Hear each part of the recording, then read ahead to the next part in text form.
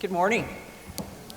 As Marty said, my name's Maureen Shoemaker. I'm an associate professor here at UC, and I also was privileged to be the chair for Interchange 2019. And we're now on day 3 of the Wace conference, and I hope you're having an enjoyable stay here in Cincinnati. Despite the weather, I do think the Reds game was successful. I don't know what time it was, but probably after 11 or so before you got back. But at any rate, welcome, and I hope you're enjoying your stay. At this time, I'd like to ask Adrienne and 2 of her guests, Marari Simeone and Carolyn Johnson, to come on up. I'm going to introduce Adrienne to you, and then Adrienne will introduce her guest. So come on up, ladies. We can give them a warm welcome. That would be great.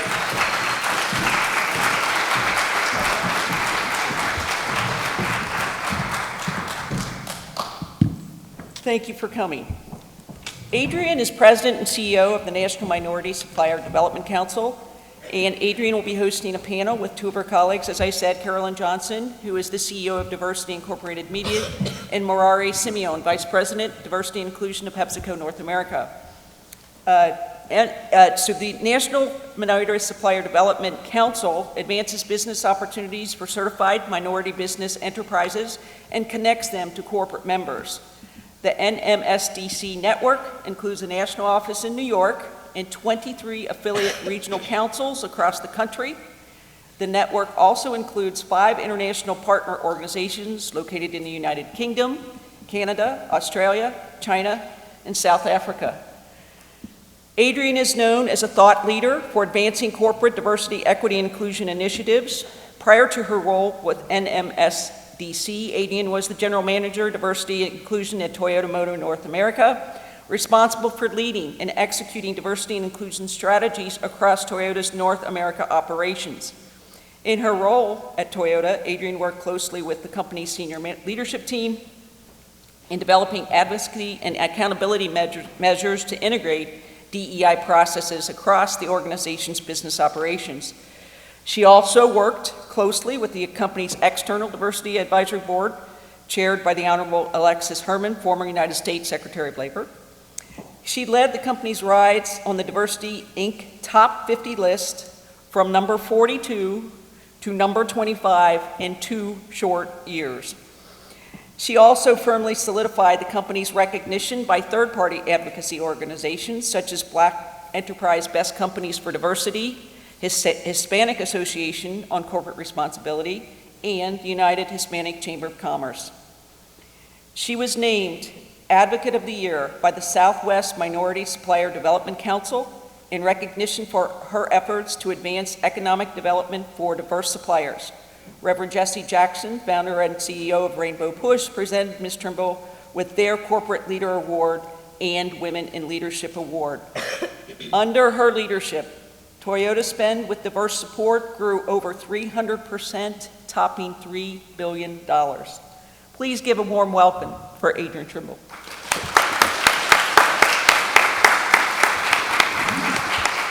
Well, good morning, everyone. It's been a long morning for me already, so I'm just so pleased to be here. And thank you, Maureen, for the invitation and for that kind introduction.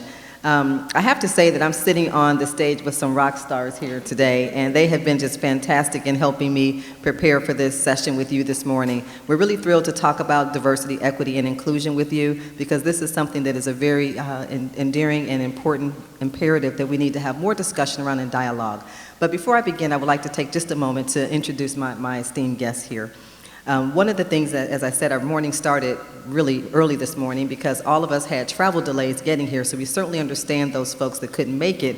But because we're such good colleagues and we're such good partners, we persevered and we actually were able to arrive today, some of us as early as 3:30 this morning getting in to make sure that we were here, coming as far as from New Jersey and driving, 10 hours to get here because we wanted to make sure that we were supporting each other.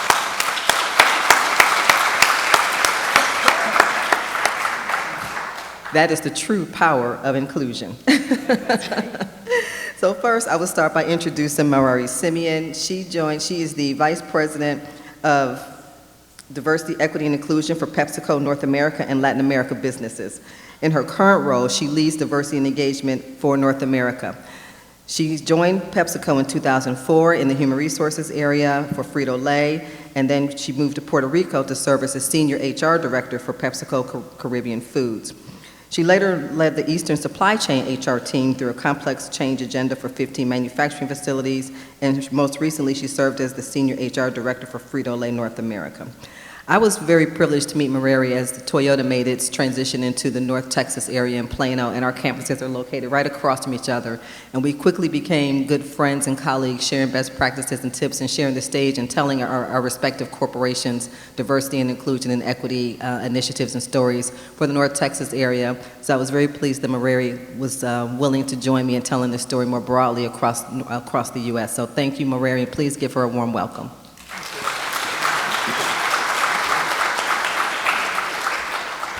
Carolyn Johnson is the Chief Executive Officer of Diversity Inc. Media. Carolyn took on the role as Chief Executive Officer in May of 2019. She previously served as the company's Chief Operating Officer and Chief Revenue Officer for the past 16 years, during which she was responsible for operations, all major corporate partnerships, web properties, and events. She was also responsible for sales management, information technology, circulation, business development, and in the development and execution of the annual Diversity Inc. Top 50 competition. Prior to joining Diversity Inc., Carolyn worked for Avanstar Communications, and prior to that, she was an account manager for Correct Communications, a full-service marketing and communications agency. Carolyn and I also have a very long history, as she has been a very trusted advisor and colleague for me as I have been growing on my diversity and inclusion journey, and she is a thought leader and a partner to a number of major corporations across the U.S. to help us all understand better ways to increase our diversity and inclusion strategies in our organizations. As we talk about Toyota's role in working with the Diversity Inc. organization and understanding where we had opportunities to be able to improve and to get our senior leaders with more ownership and accountability, Carolyn has been a dynamite at being able to help us understand what really works, what are those best practices, and what are those things that don't work. So people often call me a thought leader, but truly she is the queen of diversity and inclusion for corporate America. So please welcome Carolyn Johnson.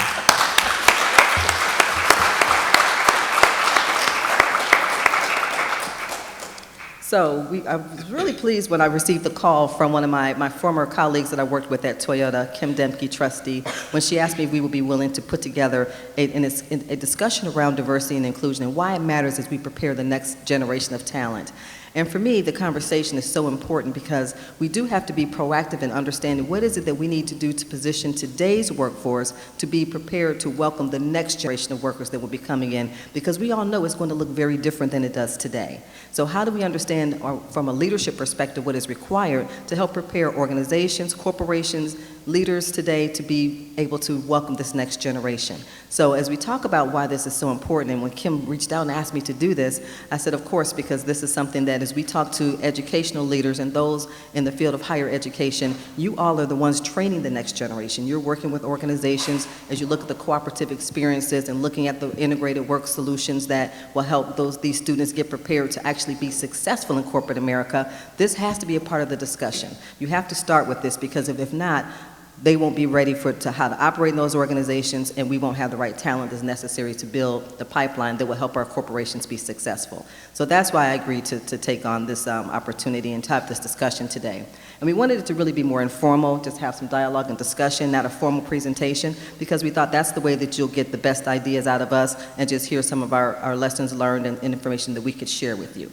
So as we talk about it, we lead into this conversation this morning. I have some statistics that I'm just going to share just to kind of set the stage for why this is important. When we talk about the changing demographics, we know that the population shift is going to be, the minority will be the majority. Some data points say it's by 2045, some say it's by 2050. Regardless of what data source that you look at, we know that the changing demographics will have ethnic minorities as the majority in our population. We also know that the millennials and the next generations of those who are coming next in the workplace will also have very different expectations from what we experience today in terms of the way we operate in corporate America. I have 3 children. I have a son who's 24, a daughter who's 22. I call her my bonus daughter. I adopted her when she was a teenager, and then a biological daughter that's 21. And all three of them have very different perceptions of the work environment. When I talk about what I do for a living, being a thought leader in diversity and inclusion, they don't even understand why that's so important, why I even have a job. They're like, why is that a role? The people that pay you to do this? Because for them, diversity and inclusion just is. Right. Because that's the world that they're growing up in. It just is. So, but you have folks in the workplace that's leading this generation that maybe don't understand why that's so important. So when we talk about the actual demographic change and shift, we know that the Hispanic population, Latino population, will be the fastest growing ethnic minority group. We know the millennials are going to be a large part of the workforce. We know that African American and Asian American will continue to have growing populations. So what do we need to do to really get ready and prepared for that? So that's the discussion we're going to have today, and hopefully you'll be able to take some tidbits away from this, and we'll stick around. I will stick around because these two have flights they need to catch. But if there are any other questions that we can answer for you, I'll be happy to do so at the end of our discussion. So as we start, I've talked a little bit about why this is so important to me and the statistics. So I'll start with you, Carolyn. Talk a little bit about your history, how you actually came into the role of Diversity, Inc., and why this topic is so important that you made a 10-hour drive just to be here today with us. Well, clearly I'm suffering from a little bit of craziness. Let's just start there. But first and foremost, Adrienne, thank you for inviting me today and for you all for making the trip, because if your travel was anything like mine, it was definitely a commitment to get here. And so with my reasoning for starting at Diversity Inc., I've always had a love for publishing, having an opportunity to give people information that they need to make their own decisions, the right information they need to make their own decisions. And so when I started, I just wanted to work at a magazine. I was like, Black Enterprise, Ebony, Forbes, somebody take me, please, right? And so I actually started working at a B2B first because I needed publishing experience and nobody would hire me. Pedigree, all those things played into it. Didn't go to an Ivy, didn't have the connections, right? And so working at a B2B, I attended a gala on the floor of the New York Stock Exchange. And you want to talk about 6 degrees? Reverend Jackson is the reason that I came in contact with Diversity Inc. So, we connected that way as well. And so you've got people making those connections throughout their entire lives that are so meaningful, that are part of their legacy. And so I attended that gala on the floor of the New York Stock Exchange, met a representative from Diversity Inc., and now 16 years later, I am the CEO. As of May 7th, this is all new people. And so I stayed committed to this, and I'm sure, as you all can imagine, in 2008, when a lot of publications kind of just folded because we were so small and nimble and focused on the data, right? We were able to stay around, and we did that by focusing on the Diversity Inc. Top 50 competition. And just to kind of level set for the folks in the room who are not familiar with the competition, as Adrienne talked about earlier, Toyota, as well as 106 other organizations, primarily blue chip organizations, compete annually. So for the past 18 years, it's company submitted data. It's not, like Glassdoor where you've got employees rating the company. Corporations give us this information, some of the most intrusive questions we ask, and they do answer. And so AT&T topped the list this year as #1. Last year, Johnson & Johnson was #1. And we measure 4 areas traditionally. This year, under my leadership, we actually expanded that to 6. So we look at the overall representation of your workforce.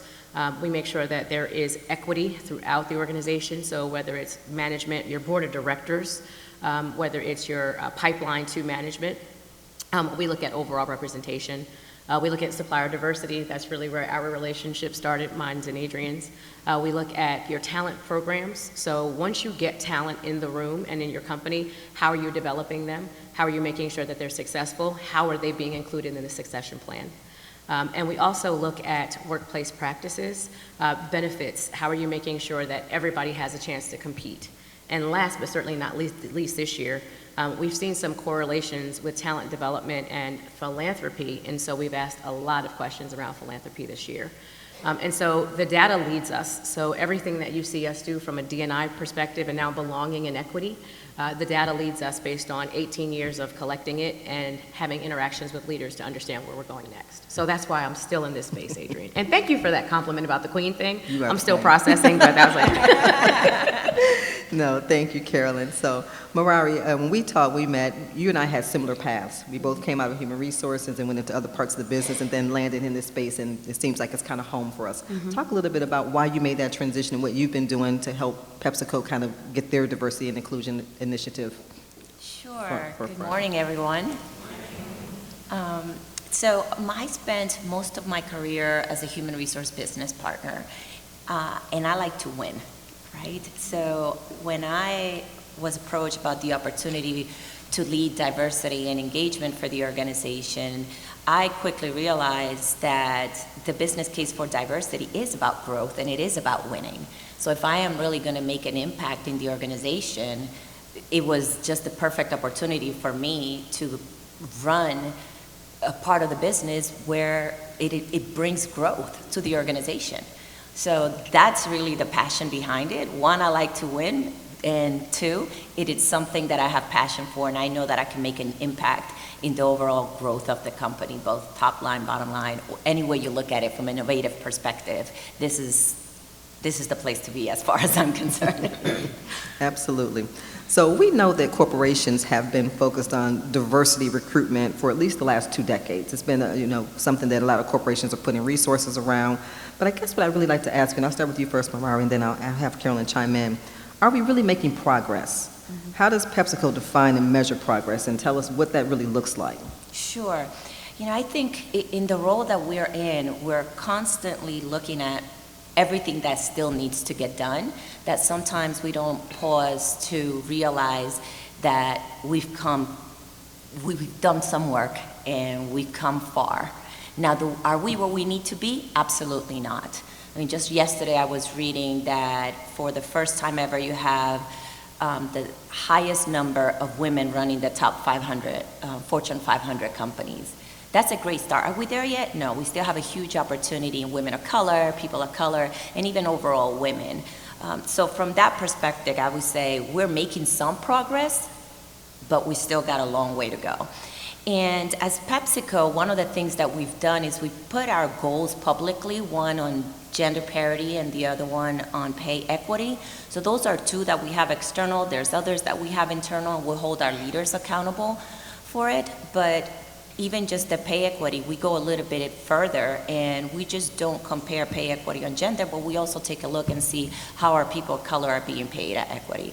And we have this in over 33 countries. So those are some of the ways that there's tons of other development programs that we do, but publicly we're holding ourselves accountable both externally and internally to make sure that we are being intentional and that we're walking the talk.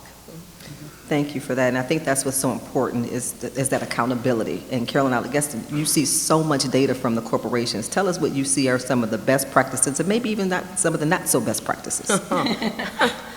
Well, where I can kind of pick up where you left off is really that accountability piece. And I think accountability comes when you have people kind of holding your feet to the fire. And so when we're talking about 2 weeks ago, the last company on the S&P adding a woman. So now every company on the S&P has a woman on their board of directors, right? But we didn't get there overnight. We had to actually be willing to be measured and be transparent about it. And so the best practice that we have observed, which is why it accounts for 25% of the weighting in the top 50, is leadership accountability. So it's not just the speeches that CEOs get up and make in times of trouble, but it's also making sure that they are holding their leaders accountable, having scorecards, giving them behaviors to model.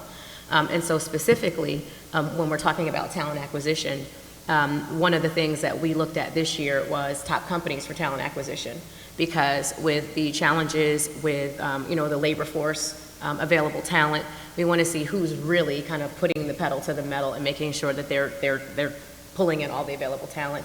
And are we using very traditional ways of recruiting? Are we going to the same campuses? Are we talking to the same people? Yes.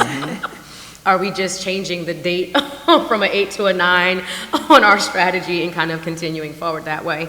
And so kind of just to, set the stage, when we think about the companies that complete our survey, and we're comparing them against, the Fortune 500 or the S&P or EEO data, right? When you're talking about people earning degrees, when you're talking about people going to school, getting the experiences, preparing, you have some best practices that make that altogether better.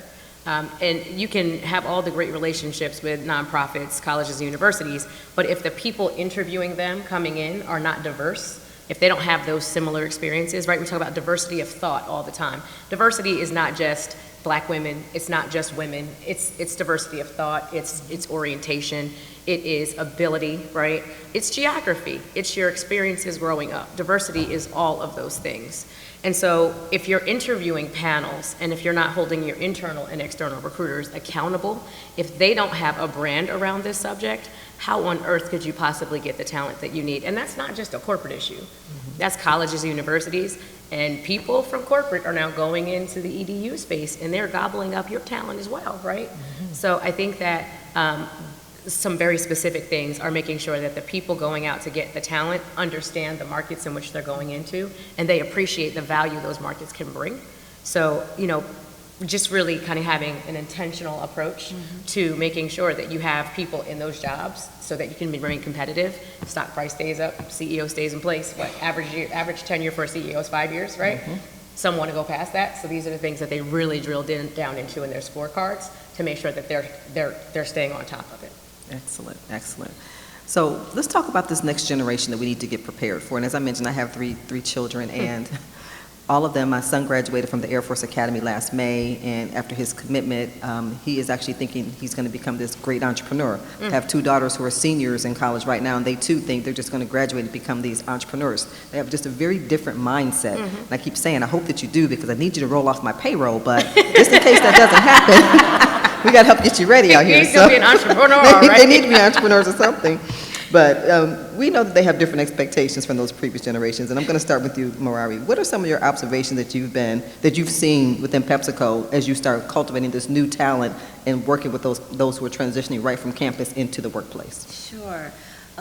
Well, we haven't been able to make some broad assumptions. What we see now are some generalities, right? So we know that from the historic events, from where they were, what they can remember from 9/11, all the way to even the recession 10 years ago. So we haven't been able to make them broad assumptions. What we have done, what we have seen actually, is that they value freedom and flexibility.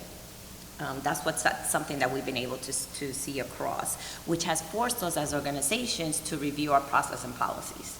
Right? And maybe one example is the flex time and place. So those are things that we're seeing. But one of the other things that I want to mention that we're doing, and I think other companies are doing as well, is we are providing training on multicultural, multi-generational, so that the different generations are working together and mentoring and each other. So maybe a baby boomer is mentoring, a millennial is mentoring a baby boomer. We found that being able and open to have that has been very powerful, because all these generations are working together. But if I had to pick what I've seen the most, is definitely freedom and flexibility, and we have to adjust our practices and even the way that we determine careers in the organization to make sure that we're keeping that top talent. Excellent. What about you, Carolyn? Anything you're seeing some of the top 50 companies do that they're being intentional around cultivating that talent with millennials? Absolutely. So knowing that there are 5 generations right now in the workplace, which is, we're in a very interesting space right now in the workplace. And as a millennial, according to Pew, I'm still trying to get them to change that, because I still don't know how to feel about it. But I would say that in addition to kind of making sure that knowledge gap doesn't, that drain, that where we have folks exiting, there wasn't enough communication in the time that we did share in the workplace. In addition to that, I would say that visibility is what we're seeing is the #1 driver with people deciding to come to work at a company and deciding to stay at a company. So that's the first thing, and visibility by way of, as you said, mentoring, whether it is circles, reverse mentoring relationships, one-on-one mentoring, remote mentoring now that we have a much more global nature about us. But I would also say that millennials in particular, now at what, a little over 53% of the total workforce, right? I would say that millennials are really interested in where a company stands, even on topics that don't directly affect their cohort. And so what I mean by that is, if I am a hetero white male, and I'm still interested in how we treat our coworkers who are in the community of people with disabilities. I'm very interested in how our leadership talks about challenges with those who identify as LGBT or Q. So I think we have a much more collaborative, cohesive workforce when it comes to not just me. Where that mindset of, well, not my problem, not today, I think that's gone away with this generation, my generation. And I think it's a good look, because that's the only way we'll remain innovative, productive, competitive. Exactly, and I was just thinking about what you said when I was at Toyota. That mentoring piece is so important, it's so critically important, and one of the roles that I had when I was, I had the responsibility of overseeing all of our employee resource groups, and we really got them involved, particularly in mentoring college students as they were coming into the organization, because we started looking at the data, and what we found is that we were losing talent anywhere between 3 and 5 years. Right. And that was so different because, Right. Folks like most of us, we were coming into a company, we were staying until we retired. Right. This generation is very different. We knew that they could walk right out of our doors and go right over to PepsiCo, which some of them did. So that makes it a lot more competitive. So how do you do that? And you're right, that mentoring really makes a big difference, because then they feel a little bit more connected and feel that there's someone, as you said, looking out for someone other than just themselves. And one thing to add to that, one of the reasons that we started measuring philanthropy more is because when I think of my chairman, Luke Visconti, right? He talked about the fact that when he was at Fortune and he won the President's Award 2 years in a row, you want to talk about competitive? Wow. And so he was talking about the fact that any volunteering he did, it was like a secret, like, shh, we can't talk about that because we're not spending all of our time awake working, right? We're, volunteering. But now when leaders are talking about the importance of volunteering through those mentoring relationships, through those sponsorship relationships, now you're seeing an increase in the hours spent that corporations are allowing their employees to whether it's tutoring or whether it's, building in communities that are underserved.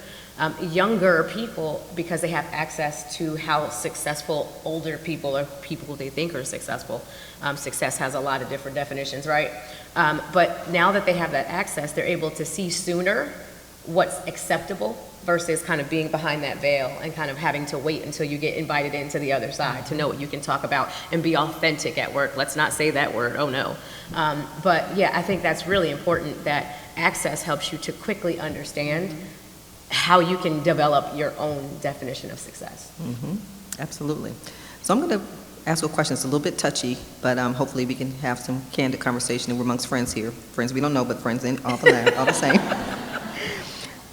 Again, a lot of companies that I've seen, they've actually started changing the semantics of diversity and inclusion to inclusion and diversity, or just focusing more on inclusion versus the diversity piece.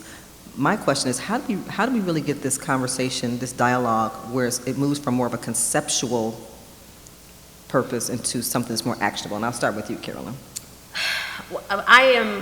So the way I look at it is, you can call it whatever you want, please just do the work, right? And so you can call it belonging, you can call it inclusion, but when I look at your numbers, right, when I start with the end in mind, right, if I look at a company and it is clear to me that they don't understand any of those words, I couldn't care less what you call it. So at some point, we have to approach this from a fairness perspective. And we have to be honest about what has been done, and then we have to be ready to roll up our sleeves and do the work to make sure that there's an equitable opportunity for everybody. And I do mean everybody. Now, when a tire is flat, do you get out and change all the tires, or you do focus on that one to get where you're going? And so I think as long as we continue to take that on, and we mine our data and we pay attention and we don't make excuses, you can call it whatever you want. 16 years, it was, EEO, affirmative action, multiculturalism. I think everybody in here has a history of these words, and whatever your response was when you heard it, keep it to yourself. I won't be offended. But we really just have to say, call it what you want, And depending on industry, people will have one way of looking at it. But the work is simple. Make sure that you are honest about what's happening and that you're putting the resources there to make it fair for everybody. As long as you do that, call it whatever you want. Excellent. And Marari, at PepsiCo, you guys obviously have the commitment and buy-in from your senior leadership team. Talk a little bit about how you were able to get them to the table and help them understand why this is a business imperative and not some type of social program or initiative that kind of helps drive and making sure that the work is getting done. Sure, absolutely. You know, this work goes back to previous leaders.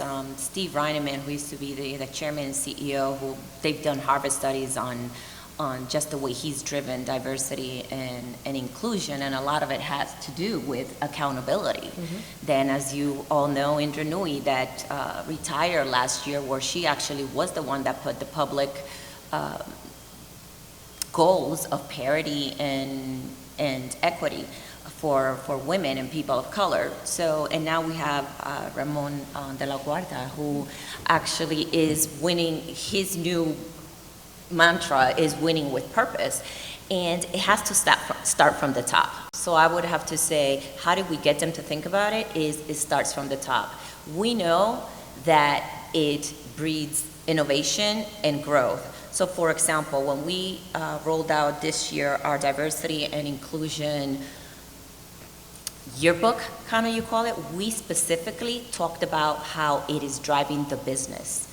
And we partner with the brands and really showed people it is not just about, to your point, what we're doing in the social environment, which is important, and PepsiCo does a great job, but we really wanted to focus on, look how we're moving the Hispanic market, the Asian market, the Black market, and how we are leveraging the diversity in our organization to do that.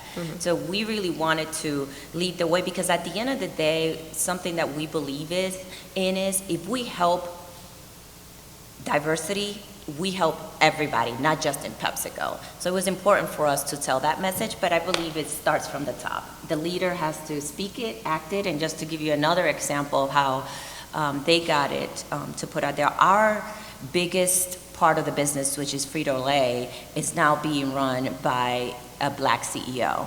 Our biggest business in Latin America is now being run by a Hispanic woman. So when the leader at the top is making those changes, the leaders at the rest of the organization will realize that. And both businesses are winning in the market right now. Excellent. So one of the things I think is so important as we look at this audience here, we know that colleges and universities have the responsibility of cultivating and growing the student population to get them ready for the workplace. Given these dynamics and what we're talking about in terms of changing demographics, what should educational institutions do to help prepare students to thrive and be successful once they leave the campus and go into an organization that has a focus around diversity and inclusion? How do they manage working in a multicultural, multi-generational, increasingly diverse workplace? So we'll start with you, Carolyn. What are some things that you would think that you would want to see universities and colleges do to better equip students? So I'm going to approach this from the perspective of a trustee of an HBCU, a historically Black college or university. And it really is shared around governance. So whether we're talking about corporations or we're talking about colleges, universities, making sure that the degree offerings are something that they'll be able to go out into the world and earn a living and be fulfilled in. Unfortunately, when I think about the degrees that some young people are coming out of school with, I'm like, okay, great, you showed the commitment, the ambition to finish, but what on earth are you going to do with that? And so I think from a governance perspective, it is our responsibility to make sure people understand from a workforce planning perspective, what are the available jobs, where you might want to live when you get out of school. And then if you're gonna go back to school and get a graduate degree, how is the experience from your undergrad going to translate into a successful graduate experience? And so I think kind of just by logically stepping them through, instead of just looking at them, and don't get me wrong, it's all about enrollment. Enrollment equals dollars, and I get that. But I think it's our responsibility from a governance perspective and a continued fiduciary responsibility to make sure people understand what degrees will help them be able to take care of themselves and their families, helping them understand the concept of developing generational wealth. Well, that all starts with figuring out what you're going to go to school for. Absolutely. I'm just thinking about my days at Toyota when I was very involved in campus recruiting and building those relationships with the deans that they have responsibility for the working with corporate America to help understand what are some of your fields that you're going to be growing in terms of where the jobs are going to be, and how do you prepare the students for that. All right, talk a little bit about what PepsiCo is doing in that regard. Yeah, sure. The one thing that I would add is I think it's really important to expose the students to the multicultural, multi-generational experiences. And the reason I say that is because at least at PepsiCo, we hire about 1,000 interns, college hires. That's actually at Frito, so probably PepsiCo even more. And a lot of the times they come into managerial roles to manage people in different generations. A lot of them baby boomers and things like that. So from a soft skill perspective, it's critical that they are able to interact and be culturally aware of some of their personal or some unconscious bias that may be out there, but to be able to work in an environment or interact in a team environment with people with different generational. I think if there's anything that we could do preparing them for that, it will help them really win in the business quicker, because I think the generations will be around for a while. People are not retiring any sooner. So that one of the things that we are doing to answer your question is, as they come in, we put them in this training that is a multi-generational training so that they learn how to speak, but speak and work with people with multi-generational backgrounds. And we also partner with the schools to come and speak to the students about, what does it take, or what are some of the things that they should look for when they come into the corporate environment. Right. But I think being able to enable them to do that, to have that cultural agility, will be critical when they graduate. And you're absolutely right. Again, Toyota has a very strong relationship with a lot of colleges and universities. Actually, the University of Cincinnati is one of our core recruiting schools for the engineering talent, and really partnering with them on their co-op experiences has been so important. And when we look at the retention rate of students who come in through the co-op program, who come back from multiple terms with us, and understand our culture a little bit more, and they get that type of education, awareness, and preparation to know what it will look like when they actually come into the workforce, has made a significant difference. And you can see that we retain those students at a much higher rate than those who may only come from a summer experience. That's right. So I think that's so important that we have those types of relationships. You have something you want to add? Like you asked just from a place of preparedness, right? That very important point of helping them understand where to go work. And so there are, young people that have so much promise, but as they've spent, 4 years, in an incubator, if you will, on campus, going from a place where you're being nurtured, or at least we hope that's what's happening, right? Going from a place where you're being nurtured and told you can, to going into an environment that talks about the importance of culture and inclusion, but really does not have a care for culture and inclusion. It's just, stock price. Fit in here, authenticity is not welcome. I think that we have to be very careful to make sure young people and people who are thinking about going from one corporation, so that mid-level group, I think we have to do a really, really good job of making sure they understand which companies will actually help them grow and which companies have cultures that are just not ready for them. And we've seen, from the 16 years that I've been doing this, we've seen companies go from, cultures that I wouldn't even write about, good, bad, or otherwise, to being ready for this, this generation that makes up more than half of the available talent. So I think readiness, preparedness, and communicating clearly, not in the way that we want to hear it, but in the way, what do they say? Put it where the goats can get it, right? So I think that as long as we're communicating clearly and we're telling people these are the characteristics of organizations where you would thrive, and there's research. It's not an opinion anymore. Right. There's research. You've got the Peterson Institute, you've got MSCI. So a research-based approach to making sure people know where to go work, I think, is one of the best ways we can help. Excellent. Absolutely. So as we talk about inclusion, and you mentioned this earlier, Carolyn, that inclusion is everybody. It's multifaceted as you talk about demographics and just diversity of thought. One of the things that I've encountered or I've heard as you talk about making sure everybody's included in the conversation is that sometimes white men don't feel that this is about them or they don't have a role. Let's talk about how can we make white men understand that diversity and inclusion is about them as well? What are some things we should be doing? So when we talk about the silver bullet in making sure that degrees earned and like financial decision-making responsibilities, to make sure that that is represented in management, right? So if women are earning more than half of the degrees, and they've been doing that since 1960, right? Why aren't 60% of the folks in management, especially senior management, women, right? And so I think, again, and I'm saying this as a woman, sometimes a less emotional approach and a more data-driven approach is one way to get through that. Because, I know that guilt is a very real thing. And I think that sometimes the approach that people take to having this discussion, especially with white men, is one of, well, y'all did this, and so now you have to fix that. No, that's not the way to do it. The way to do it is to make sure that everybody understands that we're all part of the problem. We all must be part of the solution, right? Whether you feel like it's your problem or not, if your bonus at the end of the year is impacted because the team didn't win, well, it sounds to me like that's a part of everybody's problem. And I think it's also important to acknowledge that a transference of power absolutely has to happen. Last year, no, in 2016, and then again this year, Trevor Noah was one of the speakers at our event.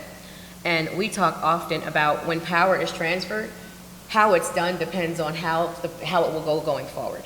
And so if you willingly share your power with me, we'll have a much more positive future than when you feel like I took it and now you're fighting to take it back. And so what do we have in common? What are our shared interests? What does a strategy look like that we all win look like? If everybody is part of developing that, then it's a lot less eventful than when people are going around saying, you did, give me. So I think that when we're talking about especially white men, and I will add white women to that now, right? When I think about promotions, when I think about Julie Sweet, I'm over the moon for her. She was the CEO of Accenture, now she's the global CEO, right? But Julie's the global CEO, her CHRO is a white woman, her CFO is a white woman. And so she has done a phenomenal job of putting a group of people around her that say, okay, this is great, we're doing well for women, now what are we doing for everyone else? So when you have leaders that surround themselves and they make sure that they've got all voices heard, that's how we get through to white men and white women who are now in a position of power to make real change. And it's interesting, I'm just sitting here just tickled with what you're saying, because I'm putting back on my Toyota hat in my corporate days, and I remember having those conversations and trying to understand, how do I get someone to see something from my lens? And then it dawned on me, maybe I need to see it from their lens. And so if you can have those types of conversations, I think that makes a difference. And I remember having one of our leaders, who was our chief procurement officer at the time, say to me, he said, sometimes, Adrienne, you make our job just a little too easy, because you're out there in the front lines and you're kind of managing that external relationship and image of the company in diverse communities, so we are a little bit protected. But if you start talking about it in a business context, in terms of retention, in terms of ability to recruit, and when we start putting those metrics in place and holding our leaders accountable to say that, okay, your innovation in your area is not where it needs to be. When you look around your table, everyone looks the same. Right. So how do you make sure that you are being inclusive so that you get different voices, which will help your productivity, which will help your recruitment, your retention. It impacts all of those things. So we put in the context of business, and all of a sudden it made a big difference. And I don't know, Marari, if you have anything you want to add to that. Something that's worked for us is we're connecting with them, we're educating them, and we're asking. I think one of the things that we realized is that we have to ask and be specific for that ask. Sometimes we assume that they know, and we fail to educate them on what it is or what are the challenges of being a woman of color in the workplace, and how they have the power to help us by doing A, B, C, or D. So I think the more script that we are in saying, hey, these are some of the challenges when we're in this meeting, or we're in your business team, this is how you can help bring visibility, or this is how you can this is how you could truly be a champion. I found that if we just go and straight and ask, and this is the reason why, and we educate them, that they're open. What I found is a lot of the times it's not that they're not open to, it's just that they don't know what it means, for what it is that we need them to do. So that has been working for us on educating them and really giving them specific actions on what they need to go do to support diversity and inclusion in the company. Do you have something like that? I think the most powerful opportunity is to interact with one another. And so when we talk about those opportunities, that is formal mentoring, right? That is the CEO saying to his or her direct reports, you will be a sponsor of one of our resource groups. Because only then, when you get around people, do you see talent in a different way. Only then, when you get around people, do you see their life experiences or understand them differently, right? To be able to bring empathy to a conversation because you're actually experiencing people where they are. So the same way we're experiencing the workplace where we are, we have to give people an opportunity to experience us as well. Again, we have to assume good intent first. And I think, again, just standing up, going out there and interacting is the beginning of the solution. Yeah, and if I just add, one of the tools or things that we use at work now is called Courageous Conversations. And this is a place where we can educate the white man or the white woman or any other ethnic group on what are some of the things that specific ethnic group or gender is going through. So for example, some of the social things that were happening out there, right? When immigration was an issue, we talked in large roundtables with the white male, women, anybody who would listen about what that was look like, what our employees were experiencing. The same thing when we had Black Lives Matter, when we had Me Too. And it turned out great. Now we're doing it all over the company where we get a lot of feedback from both the white male and the white woman on, hey, I didn't know that you woke up every day thinking about this, because that's not something that they go through normally. So being able to educate them in a way that they can really see where we're coming from, it helps with the empathy. And that has made a huge impact for us because they're in a place where they're listening and they don't feel like we're just targeting somebody. So that has helped a lot to build empathy, and it's been powerful. It's just kind of picked up, and it's a pull from the employees at all different genders and ethnicities versus a push from the organization for them to learn. And I think that is so important because, again, like you said, when you have these conversations, you understand things from a different perspective, and you see someone else's experiences. You find out that we're more alike than we ever will be different. Yes. Right. And I think those types of settings make that happen. And I remember at Toyota, we put in place a very specific sponsoring program. We told every senior leader that they had to have at least 3 sponsors, and of those 3, one could not look like them. Right. So we were very intentional around it. And at first there was some resistance to it because it felt forced. But once they actually started meeting with people and talking about their career goals and just getting to know what makes them drive, they realized, you're no different than, your goals are no different really than mine. So it really does open up that dialogue and help people to understand that we have a lot more in common than we do, than we are different. So one of the things I think is so important is that as we're working and talking with colleges and universities, we know that they have a huge responsibility in being able to cultivate this next talent and get them ready for our corporate environment or entrepreneurship or whatever that's going to be. How important is it, do you think, for them to mirror the diversity that they're going to be cultivating, and what are some actions that they should be taking? So I am going to talk about the PhD project, and I'm very sad that Bernie Milano is retiring. The PhD project is a program founded and funded by KPMG, the KPMG Foundation. And what the project does is it takes executives. So Adrienne, they would come and say to you, you know what, we want you to get your PhD because it's important to have you in the front of a classroom teaching. The outcomes are very different than they are if it's a predominantly white faculty or predominantly anything faculty. Diversity is not just a whole bunch of non-white people. That's not diversity, right? That's right. And so the PhD project has done a masterful job of that, and I think there's over 5,000 PhDs now that are in business schools, at Ivy League schools. And so it's very important because it gives a different signal. And also everybody teaches differently based on their life experiences. So diversity of style, even when we're talking about, kind of pouring into people, right? Because that's what teachers do. When I think about my 6-year-old, my 3-year-old, somebody is pouring in something into them right now. I hope it's good, because if not, I'll get home and I'll be like, oh, they said this word today. I'm partly to blame for those bad words, I will admit. But I think, kind of just getting back to the point, if we're going to prepare people for the workforce, your professors turn into your supervisors.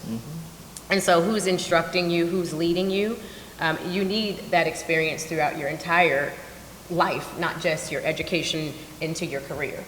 It's why, I give so much thought to, okay, when there's change at my kid's school, I want to know who this person is. It's not because I want to grill them or make them nervous because I work at a publication called Diversity Aid. That's not what it is. It's just that I want to make sure that I understand who has access to my kids. The same way, the folks leading colleges and universities should be worried about who has access to their students. The same way CEOs should be worried about who has access to their employees. It's a continuum. Excellent. Anything you want to add, Mariah, to that? No, I mean, that's great. I think the other thing, it's important to have diversity within the students as well, because that's going to be their reality when they go out into the workforce. And having them already work in teams and getting used to that will be just one step further, but no, I couldn't agree with you more. And I'm a tad bit older than these two, so I have grown children. My children are already, one graduated and one is, 2 are in seniors this year. And when we were living here in Cincinnati, we raised our children in an area that wasn't as diverse for them. They were probably in many situations in the classroom the only child that was African American, and it was at times very difficult for them. So my son, he received actually an appointment to go to the Air Force Academy, and he continued to be in that type of scenario where, again, he was often many times the only one. My daughter, however, she made an intentional decision when she graduated from high school to go to an HBCU, because she felt that even when we did our college tours and she looked at a lot of universities, we would look around and she did not see professors who looked like her. And she said this would just feel like, again, I would be so alone. So it was so important for her to have people that she felt that she could relate to. Now that she's graduating, looking at graduate school, she is looking at, once again, the diversity of that educational staff, because she wants people there that she feels can understand things from her experiences, and that they can actually, as you said, they're her supervisors essentially, and they're her, those are the folks she's going to be seeking counsel from and hoping they can help give her guidance, and she wants folks who can actually help her and relate to her. So from that perspective, I think we are hearing that a little bit more from students, and as we talk about those changing demographics, that's going to become even more so the case. Absolutely. So I think that's important. So, all right, so as we wrap up here, we only have a couple minutes. I wanted to just kind of give some closing thoughts around this conversation, why it's so important, and if you could just think of just 1 or 2 things that you would leave this audience with who have responsibility, again, for cultivating this next generation of talent, what would those thoughts be? You want to start? Sure, I'll start. 2, I will leave you one on the professional side and one on the personal side, where I think can help. So one from a university perspective, I would say leverage the employee resource groups in corporations, because they are powerful assets and people that can really help the students prepare onto the corporate world. They're almost like the mentors, right? And they're probably future sponsors for them. So I would say if you're not already, leverage those corporations and the employee resource groups within them. I would say from a personal perspective, I go back to how are you educating yourself on diversity? So, and how are you educating those around you? So I'll give you an example, and I too have small children. I'm a Hispanic woman married to a Hispanic man, but at the end of the day, if I only bring Hispanic people to my house, I'm only showing my daughter, I'm not really showing her diversity. So I'm very intentional about ensuring that my friends and people that I know are of a diverse spectrum, number one, so that she's growing and I'm also learning. Because one of the things that I always tell people is, yes, I lead diversity and inclusion for PepsiCo, however, not for 1 minute do I act like I know what it is to be a single mom, or I know what it is to be a black woman or an Asian woman or a gay woman. These are things that we only learn when we interact and we really get to know those people. and their stories. So I would say from that perspective, get to know other people that, and maybe you don't want to invite them to your house, that's fine, but, for a coffee, something, really be authentic about learning about them, because once you do that, you will get such a different perspective and a different, you will look at things from a different lens, and it will help you not just personally, but professionally as you help these students grow in their career. Thank you. Carolyn? And Highwood, I agree with all that you said, and I do probably need to invite more people to my house. I'm very closed off when I get home. I just want to be left alone. But I would also say that be willing to share your stories, because I think that's where the conversation really starts. April Ryan was talking about the impact that her mother had on the community, and how she was everywhere all the time, and she had no idea how she did it. She did it because she shared stories that stayed with people even when she left the room. And I think sharing, sometimes we don't give ourselves enough credit for our experiences. And it is only, at least for me, when I talk with CEOs, when I was just at Hilton last week talking with Chris Nacetta, it was through conversation, because I'd already established my credibility. That's how I got in the room, right? And so through conversation, he was able to understand a challenge that one of their resource groups was having just because of talking with me. And so, be vulnerable. And I'm saying this from the place of the individual, not necessarily the organization that you represent. But be courageous to be vulnerable, to know that what you're talking about, because you've got your storyline down, is focused, and that you know that it will bring about change. It's a heavy lift to try to change everything that you may think is wrong with an organization or a group. But if you focus on one realistic thing that may feel like a heavy lift, once you start getting your story down and sharing, I think that it will be a lot easier. And so share with respect, with a goal in mind, and share in a way that is easy for people to understand. But I think we'll all be better off if we do a lot more sharing and a lot less judging. Yes, well, thank you. Inclusion starts with one conversation at a time, and we hope that this was very helpful for you. Thank you for allowing us to share some information with you this morning.